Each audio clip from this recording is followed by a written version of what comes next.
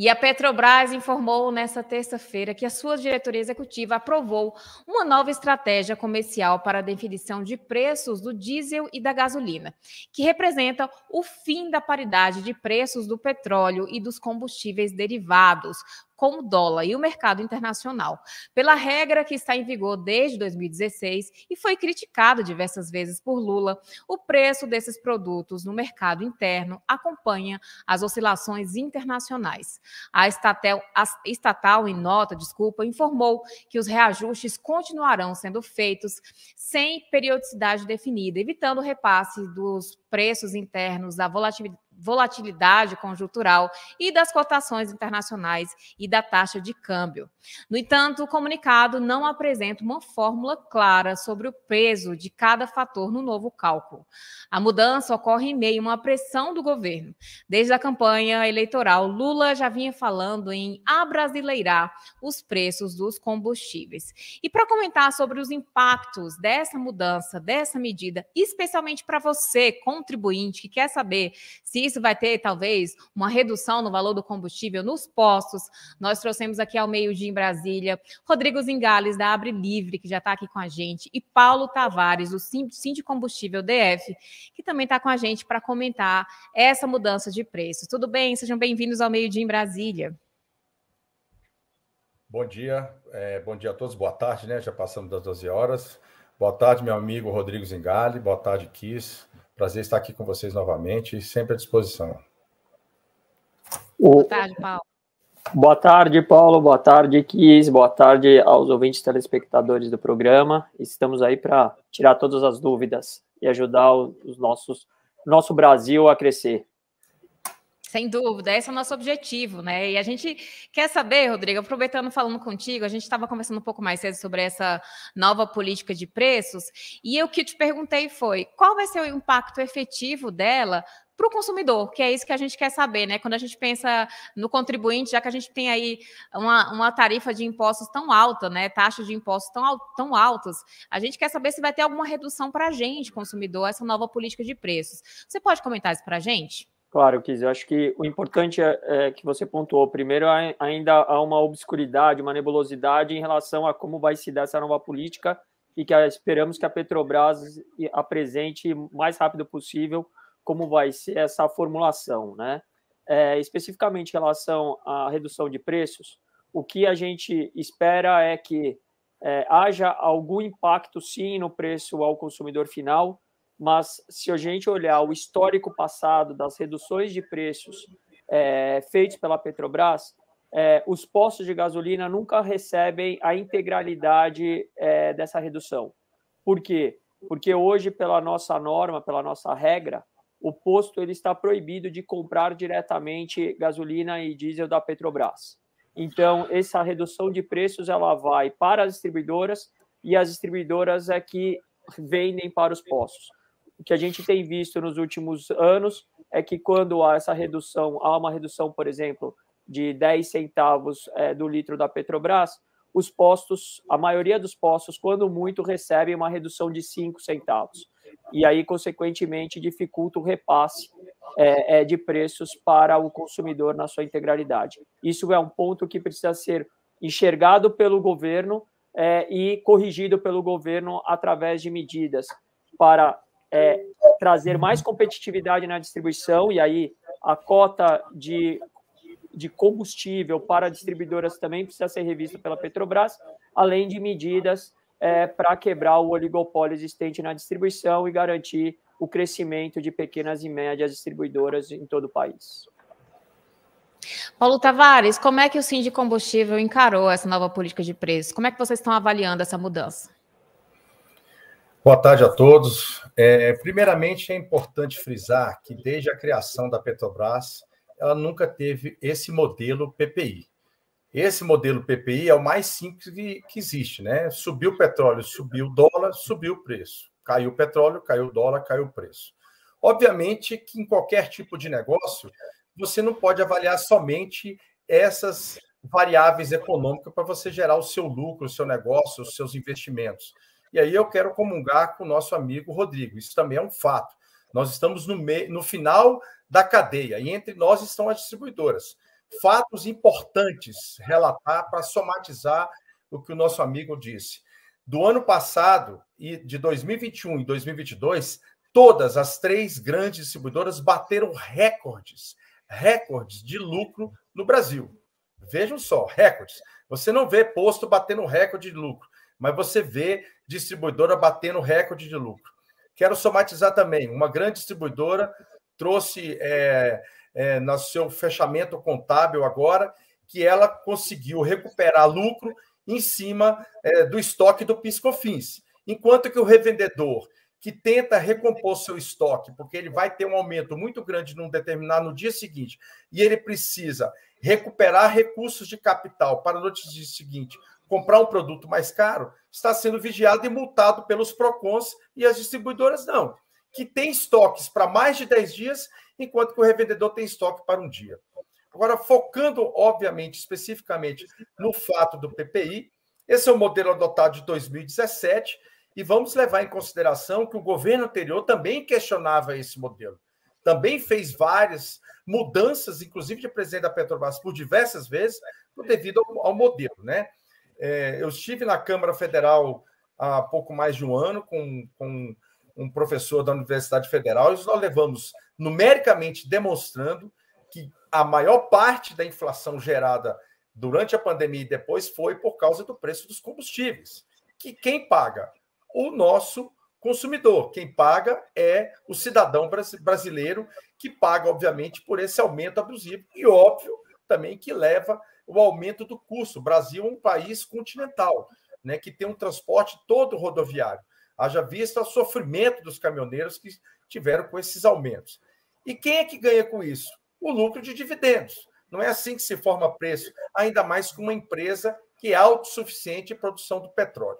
A Petrobras, na minha opinião pessoal, acho que fez o caminho correto, está voltando às suas origens, como sempre funcionou, e sempre foi uma empresa competitiva, de alta produção, cada vez mais batendo recorde de produção. Isso não vai interferir em nada na empresa sólida que ela é hoje, com a quantidade de produtos que ela tem hoje ainda para prospectar. Mas sim, para o bolso do brasileiro, eu tenho certeza, nós não vamos mais ficar reféns do maior cartel do mundo, que chama-se OPEP, que ela se reúne e da noite para o dia ela decide cortar a produção e o barril do petróleo sobe 20%, 30%, 40%, e é isso que a gente estava acontecendo e sofrendo por causa disso. Então, a política da Petrobras, nessa mudança de sair do PPI, eu acho que foi correta, né? E eu acho que a empresa vai ser sólida e vai conseguir ser competitiva, como o próprio presidente da Petrobras disse, que ele vai competir em todos os mercados, pequenos, médios e grandes, da forma que ele tem, através de sua logística. Perfeito, Paulo. A gente tem um texto aqui, na verdade, uma matéria que saiu agora do ministro de Minas e Energias. Ele concedeu entrevista de imprensa e ele falou sobre a política de paridade de importação, que é o PPI, adotada pela Petrobras nos últimos 6 anos, e ele classificou essa política como uma mentira e uma abstração contrária aos interesses do país. Ele também anunciou que a medida que foi adotada pela Petrobras vai gerar uma redução imediata nos preços de combustíveis. A gente já tem um vídeo, meninos? Vamos ver se a gente consegue recuperar. Ainda não, né?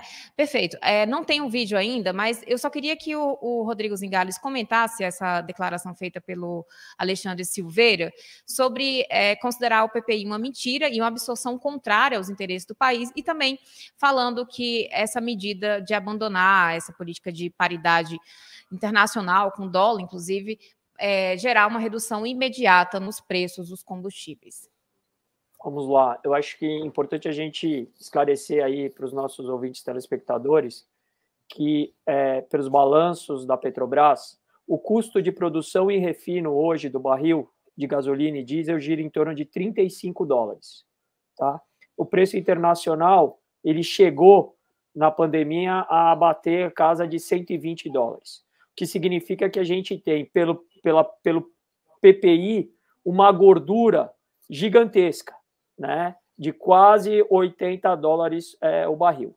Então, essa mudança de política, ela vai, se for feita corretamente, e aí o que eu entendo pessoalmente que é o correto, baseado nos custos internos de produção e refino e distribuição Petrobras, baseado em uma margem de lucro razoável e de mercado para os acionistas, e não o que vinha tendo nos últimos anos, que eram lucros estratosféricos acima da média do mercado internacional para petroleiras, mesmo com o crescimento, o aumento do preço do dólar internacional. E, é claro, investimentos em refino.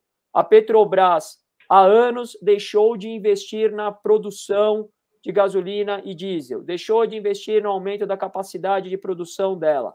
Se a gente quer ser um país grande e quer ter ainda o petróleo como fonte primária de energia, a gente precisa produzir internamente a gasolina e diesel e não depender das oscilações do preço internacional.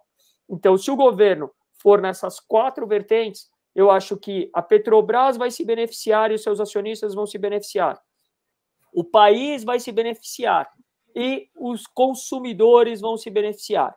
Agora, de novo, eu alerto que para que tudo isso possa gerar e conspirar a favor do país, é necessário que seja revista a política de cotas da Petrobras. Hoje, as grandes distribuidoras acabam comprando muito mais gasolina e diesel do que as pequenas e médias e, consequentemente, ao comprar, elas acabam controlando a oferta de gasolina e diesel para os postos e, consequentemente, controlando o preço da gasolina e diesel vendido no país para os postos e gerando o quê? Um aumento dos lucros delas, como o Paulo disse, e problemas para os postos e para os consumidores finais. Então, isso é muito importante que a gente tenha em mente. A Petrobras também tem condição de, ao revisitar a política de cotas de venda de combustível para as distribuidoras, também ajudar os postos, ajudar as distribuidoras pequenas e médias e o consumidor a ter preços mais baixos na bomba.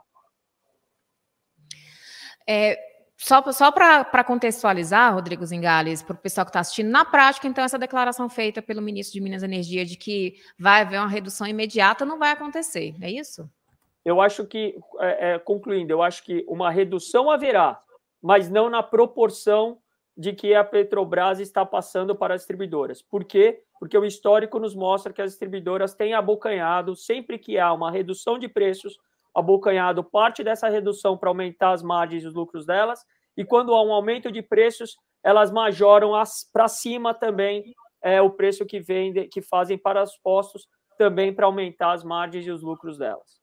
Eu acho que esse é um ponto que o governo precisa estar muito atento, e como o Paulo disse, o PROCON ele deve também investigar os postos, sem sombra de dúvida, mas principalmente as distribuidoras, e tomar medidas contra os abusos dessas distribuidoras. Perfeito. Paulo Tavares, na sua fala agora há pouco, você mencionou que essa política nunca tinha sido adotada, né, que é a primeira vez, e que você avalia que é positiva para a Petrobras e para o país como um todo. Mas há toda uma apreensão, especialmente da sociedade, sobre uma possível, se essa mudança na política de preços não pode impactar diretamente na própria Petrobras, gerando um impacto negativo orçamentário. Na sua visão, isso pode acontecer na prática? Bom, primeiramente, não acredito. É uma empresa que tem hoje uma participação associativa, né, de ações do mercado, não é o Estado não é dono majoritariamente de tudo, então tem participação de outros agentes ali na discussão do processo, né? Nós sabemos que o Brasil enfrentou algumas dificuldades com relação à Petrobras, mas isso já foi superado. Hoje é uma empresa sólida, respeitada, valorizada. Então, não acredito em hipótese nenhuma que isso vai acontecer. O modelo PPI, não acredito que seja uma mentira, né? O modelo PPI, acho que apesar da frase, a palavra ser usada mentira, acho que o modelo PPI era um modelo para poder gerar outro tipo de negócio dentro da Petrobras, né? Que são os lucros exorbitantes. Essa é a minha concepção, né? O Zingale lembrou bem. São 4 vezes o valor do seu custo. Como pode chegar a $120 e o custo ser $30? Nós temos que levar também em consideração que hoje a Petrobras tem 70% do seu custo em real. A Petrobras é uma empresa que prospecta tecnologia própria, né, que ela vende, inclusive, tecnologia de prospecção de petróleo em águas profundas. 90% hoje do petróleo produzido pela Petrobras, né, vem do pré-sal, que tem uma infinidade ainda para crescer o pré-sal no Brasil. Né? Nós estamos vendo aí novas bacias, inclusive para o lado para cima do Brasil, ali no Nordeste. Então, é um futuro muito promissor a Petrobras. Ainda é uma matriz energética de menor custo, né? A gente tem dificuldades ainda de ter uma matriz energética focada em outro modelo por várias questões, inclusive de logística. Então, eu não acredito, em hipótese nenhuma, que a Petrobras possa ter qualquer tipo de desvirtuação do seu negócio. Bem lembrado como Zigali, há um desejo da Petrobras, e parece que ela vai vingar isso, que é já construir o segundo trem, né, da refinaria lá no Nordeste, e aí sim já poderemos ter mais um avanço. É preciso investir mais, é óbvio, né? O que ela tem que ter é um foco nesse negócio. Ela vem batendo recordes de produção. O que a Petrobras produz hoje de petróleo é maior do que o que ela consome. O que falta é a questão do refino. Mas, obviamente, se a Petrobras hoje poderia ter condições de importar 20% do que defasa com relação ao refino, isso não faz com que você tenha 100% de atrelamento ao mercado internacional.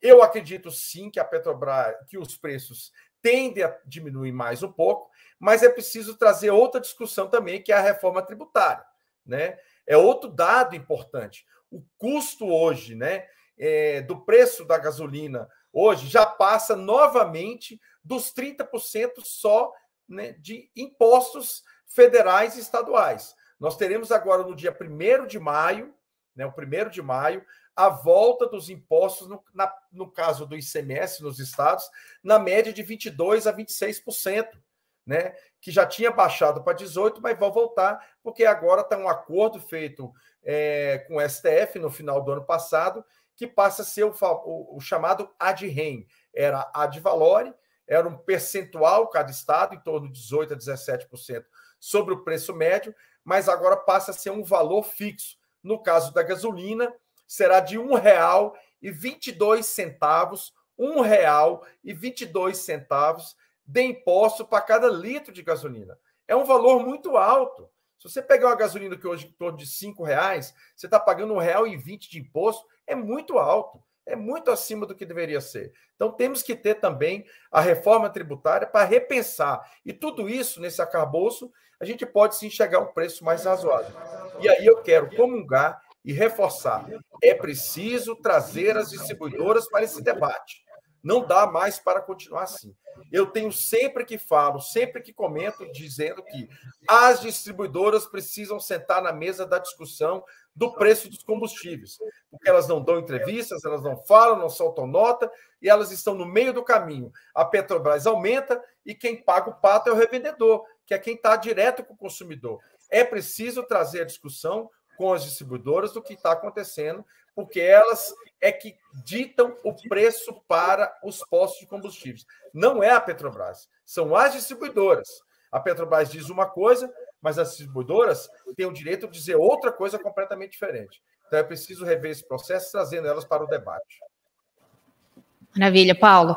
A gente vai seguindo aí, só para quem está aqui acompanhando a gente ao vivo no Meio de Brasília, já deixa o seu like aqui, comenta. A gente está falando sobre essa nova política de preços da Petrobras e a gente tem um vídeo que eu comentei um pouco mais cedo do ministro de Minas e Energia comentando sobre o PPI. Solta para a gente. Eu sempre disse que a Petrobras é a maior petroleira do Brasil, é uma empresa que nós não podemos deixar de reconhecer e todos os investidores sabem que o governo é controlador. Isso não quer dizer interventor, muito pelo contrário. O que nós defendemos é o bom senso e a coerência. O que havia, na verdade, era uma política criminosa contra brasileiras e brasileiros. E até contra a Petrobras. Que amarrava a maior petroleira do Brasil a preços que não permitiam ela ter a sua política de competitividade conforme os seus custos e conforme o seu lucro natural de mercado.